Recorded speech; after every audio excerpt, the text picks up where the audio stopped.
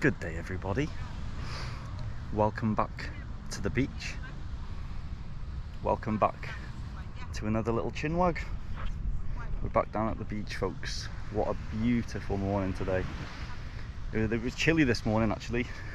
I used to make fun of my girlfriend for saying that, actually. Let me give you a little, where should we sit like this? So it's comfortable for me and you get a little view of the beach as well. Okay. Yeah, I used to make fun of my girlfriend saying it was a bit chilly because it's never chilly really, but this morning it was a bit chilly, folks. We had a bit of rain last night, cleared the air, and it's absolutely beautiful this morning. The air is cooler, there's a bit of a breeze, the sea is calm. It looks absolutely stunning, man. A few people down here, you can see a few guys doing a workout there, and some women here just been doing some meditation. And that's the thing I like about this beach, you know. You have many people doing different things down here, meditating, doing exercise, jogging, whatever, you know, and no one bats an eyelid, even if you look strange doing what you're doing. So I fit in rather well. But yes, folks, anyway, talking about the meditation, these women here just been meditating. I've just been watching them and they're just sitting here on the beach. And I just wanted to do a chinwag about spirituality. And my spiritual journey, which I don't even think I've mentioned ever on any of my videos really, because it's not something I kind of boast about, spirituality, because I know it is it's kind of like a trend right now. I'm going to go into that anyway. But I wanted to explain my spiritual journey very quickly if I can, and how I came across it all, to be honest with you. I was never a spiritual person. I'd heard of the word, of course, and kind of understood a little bit about it, but never pursued it or anything like that, you know. Just like religion, I've never pursued a religion or followed any kind of thing like that, so to speak. And a lot of people turn to religions or spirituality or Buddhism or whatever for like support, and if they're going through a hard time in life or that kind of thing, you know. And I understand it helps people. Anyways, going back to I'd say 2016, I think it was 2015 or 2016, I went up to a small little island called Arran in Scotland. Very small, beautiful little island, absolutely stunning.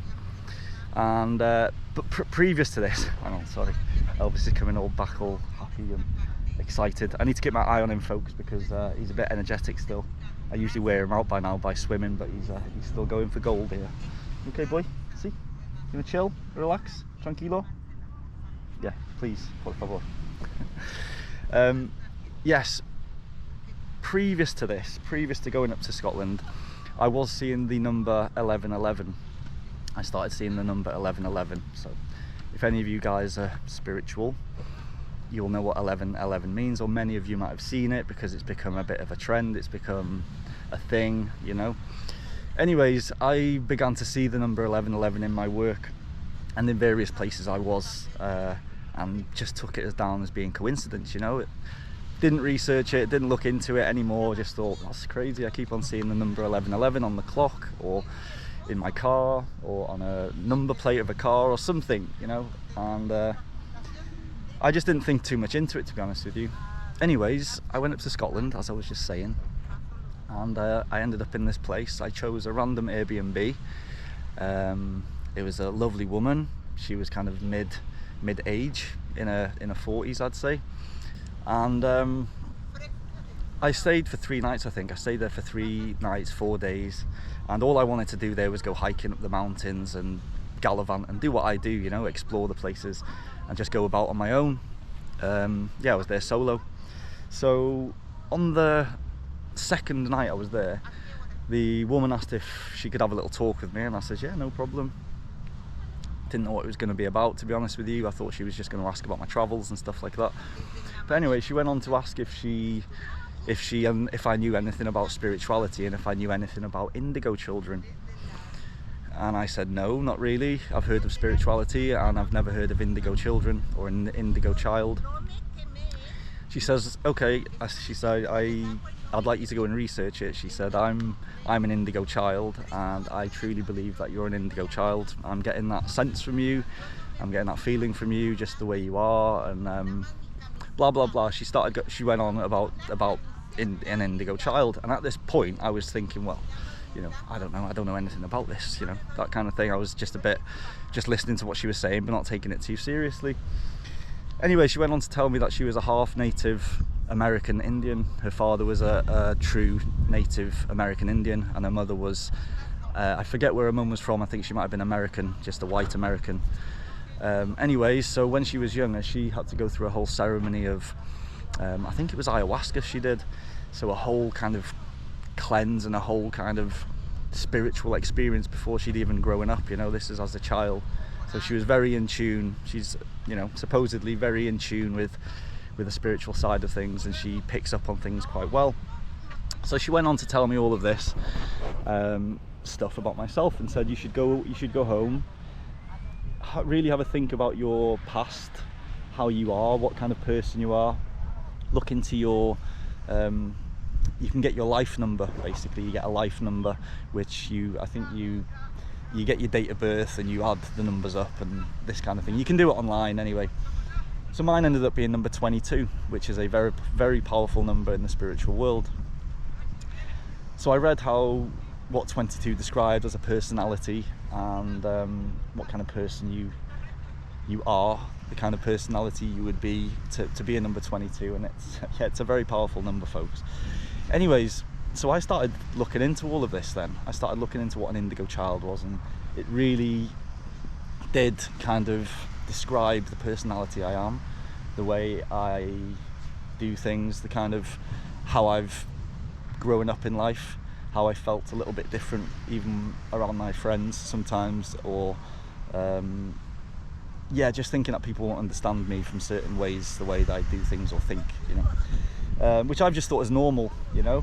For example, I used to play football a lot when I was a kid, and when I kind of got a bit older, in I'd say 12, 13, 14 maybe, when I was playing, I started growing up a little bit, and I started to feel it quite different to the other players, you know. So when we were in the changing rooms getting ready to play and things like that, I would quite often just be on my own, quite a silent person in the corner, just getting ready, but then very active on the pitch, you know, getting my job done. And then once we were back in there getting changed, ready to go home, I'd be the same again. All the lads would be joking and laughing and stuff, and I'd kind of be on my own a little bit.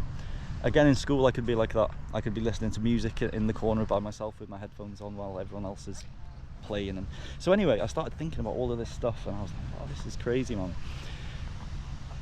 Long story short, after that moment, I started seeing other numbers on very regularly.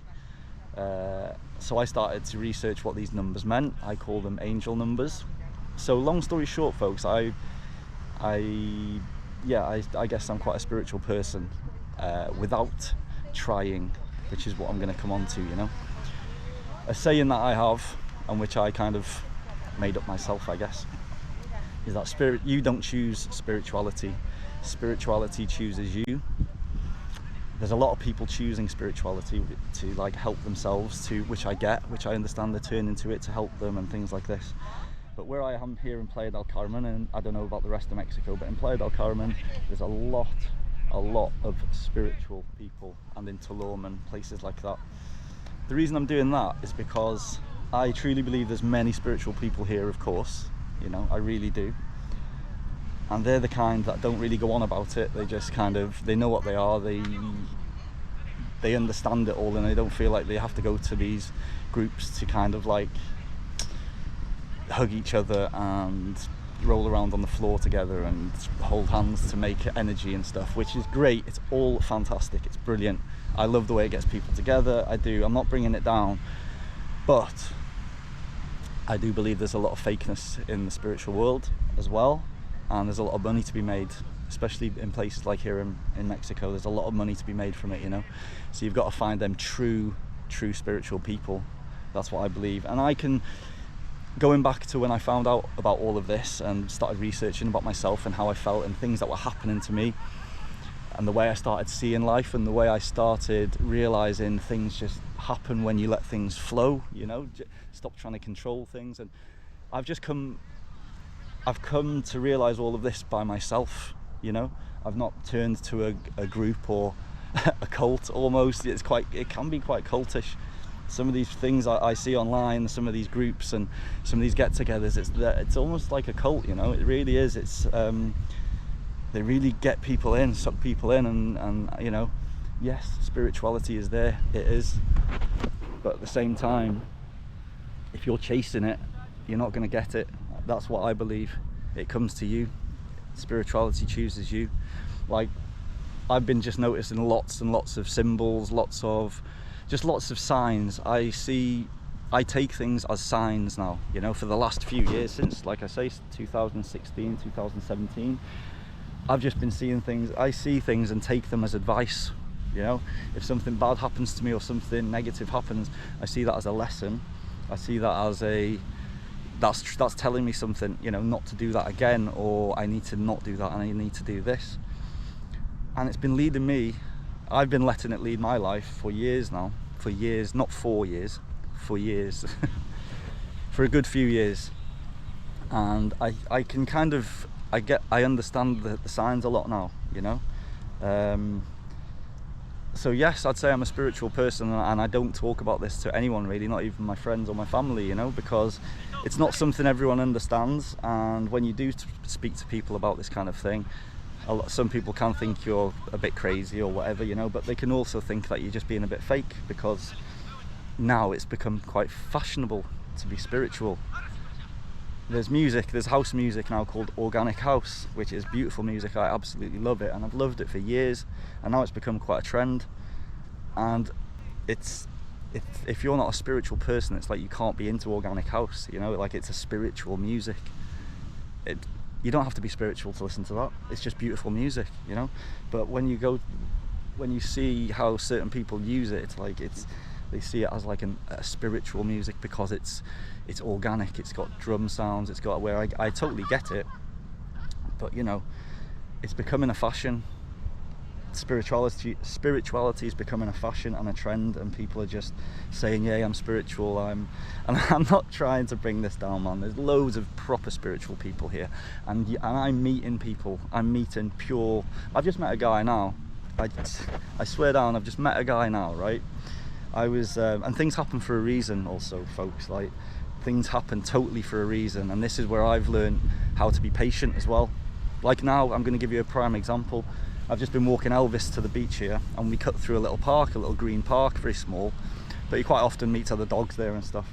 And so I hang out there for about 10-15 minutes with him while he has a little bit of fun, and he didn't want to leave this morning. I was trying to drag him away to come down here. I was like, come on Elvis, let's go. Where is he, by the way? Elvis? He's there. Folks, I thought I'd lost him. Elvis, ven acá. Sorry folks, I'm getting deep into the conversation here. Anyway, we went down to we were in the green bit in the park, and I was trying to get Elvis to leave, and he didn't want to leave. He's just found a little stick, look, he's going to be happy now. Hopefully he'll just chill there. So anyway, he was, it's like he didn't want to go, so I thought, well, I'll just stay here, and I'll stay here with him for a long time, for as long as he wants. Usually I'd be trying to encourage him to leave. I thought, well, there's a reason he wants to stay, so leave him be. So I left him, and then within I'd say 5 minutes or so, a guy that I'd never met before came into the park with a beautiful little dog, absolutely stunning little dog. And I'd never met him before, so our dogs were saying hello to each other, they were playing, they were getting along. And this guy is a web developer, and he's big into making websites and digital stuff and things like that. And that's exactly the kind of person that right now that I need to meet, to give me some encouragement and to give me some ideas and things like this. So I just started chatting to him, and he took my number. We're going to meet up, we're going to have a drink. He says, I can definitely happy to talk to you about things, about your websites, and he says, I've got lots of clients, blah blah blah. It's meant to be, folks. Elvis stayed there for a reason, and if I'd have just dragged him away, I wouldn't have met that guy, and I wouldn't have that connection now and that contact, you know. Absolutely amazing. I don't believe in coincidences, I just believe things happen, you know. So that another side to this is like, just let things flow in life. Let things flow. That's for me from my spiritual experience and the way I have been doing things for the last few years. I've been trying to just let things flow. just let things go, you know, just let things work the way they're going to work. Like I've come here to trial run living here. I'm just having to let it flow. And you know, there's many things that I could try to control here, like many things that I could try and control, you know, but I'm having to just let them go and just let it be, and what will be, you know. Like I said, just something simple where Elvis kept me in a place for an extra 5 to 10 minutes has led me, I've let it flow, and it's led me to what I think is going to be an amazing connection and exactly what I need. Do you know what I mean? It's crazy. So just things like that. So that's my spiritual, in a nutshell, that's my spiritual experience. And since that, I wouldn't say I've been researching it and you know, studying it and things, not at all. Things have been happening and I've been understanding them. I use a website, which is, I forget the name of it now, I'll put it in the description box below, but it's a list of all the numbers, 1 to, I don't know, 10,000 or something, and they're angelic numbers. So for example, let me just explain angelic numbers quickly. So for me, say I see number 77, okay, that's one number I see a lot, also massive, huge for me. I see it almost daily. If I see that number, if I didn't know what that meant, that's the reason of this website. So say I see 77 and I want to know what that means. You need to be aware of, firstly, when you see that number, be aware of what you're thinking about, or what you're doing, or what you're trying to achieve, or what's going on right in that moment, okay? Because the message is generally about what's happening right at that moment, or what you're thinking. So I'd think that, and then I'd go to this website, and then I'd look at 77 and read what that message means. It's like an angel telling you something, like giving you a message of which direction to go, or whether you're going in the right direction in life, whether you need to change something about it. So I've been doing that since 2016, folks, something like that, you know. So I'd see the number maybe 1313 or 2222. That's a big one right now for me at the minute, 2222, which is a fantastic number, amazing, very positive, very, very positive. So you can't, unfortunately, folks, you can't, as far as I'm concerned, you can't choose spirituality. You can go and study it, you can go and sit down, you can meditate, you can go to these groups, you know, you can immerse yourself with 1,000 other spiritual people, but it doesn't mean you're going to be spiritual yourself. You know, you can do your best, you can go to all of these things, enjoy them, really get involved with it and get the vibe, and yes, of course, absolutely, 100%, definitely. It's amazing for that, amazing. There's some good groups here, you know, in the town here that I'm yet to go to, actually, but I'm definitely going to go at some point. But like I say, for me, I'm not the kind of person that feels like I have to go and connect with loads of other spiritual people to be spiritual. You know, I'm doing my own thing, I understand my own messages, I know where my life's going, I don't worry about anyone else's, I'm just letting them get on with theirs. And that's, if you can get to that point, it's a great place to be. Now yes, problems come up in my life, of course, and I get stressed and I worry, and of course I do, but then I bring myself down to somewhere like this, folks. This is what I do. I try and come down here. It takes my mind off things, and quite often I get these messages, I get little signs, or so like in the UK, quickly, I'll say, I think in other parts of the world as well, you say, I have a gut instinct, I've got a gut instinct, this isn't going to go right. Well, that gut instinct, folks, is a message, it's a sign, it's to tell you, stop, think what you're doing. Is this actually going to go right for you, or is it going to go wrong? Is this the right decision for you to make? That's a sign, to me, that's an angel, an angelic sign saying you need to really think about what you're doing, because that's why you're having that feeling. You don't just have that feeling for no reason. I don't believe you have that reason just for no reason. It's like when you get butterflies when you're excited to see somebody, you know, that's a sign. It's like, it's such excitement inside of you, you know, like it's just such a positive feel, you know. Right, folks, I've just been filming and my GoPro just cut off, so I don't know how far I got with that. I don't know how far I've just got with that. I hope it's recorded as much as possible, because I'm not going to rant on again like that. Or I might have to make this video again if it's cut off too soon. It might be because of the heat, it's really hot, it's quite hot today, and I have been going on a little bit too long. Anyway, folks, I hope you got most of that. I'm going to watch this back and see if I need to re-record this. Damn. But anyways, let me know your thoughts in the comment section below about spirituality. Do you have any stories? Do you have any thoughts? Do just going back to what I was saying about the groups and the cults, because I'm not sure if that recorded. Sorry, I'm just checking now. That's still recording. I truly believe they're fantastic things. I really, really do. But I do believe there's a lot of money to be made out of vulnerable people who are a little bit lost, a little bit insecure, a little bit they don't know what to do in life, and or going through a hard time. A lot of people will turn to spirituality and think, oh yes, look, I'm going to be spiritual if I go to these things. I don't believe you'll be spiritual, but you'll connect with many, many people. Spirituality chooses you, folks. You don't choose spirituality. I truly believe that. All right, until the next one, say goodbye, Elvis. Adios. See? Adios. Adios, folks. Peace.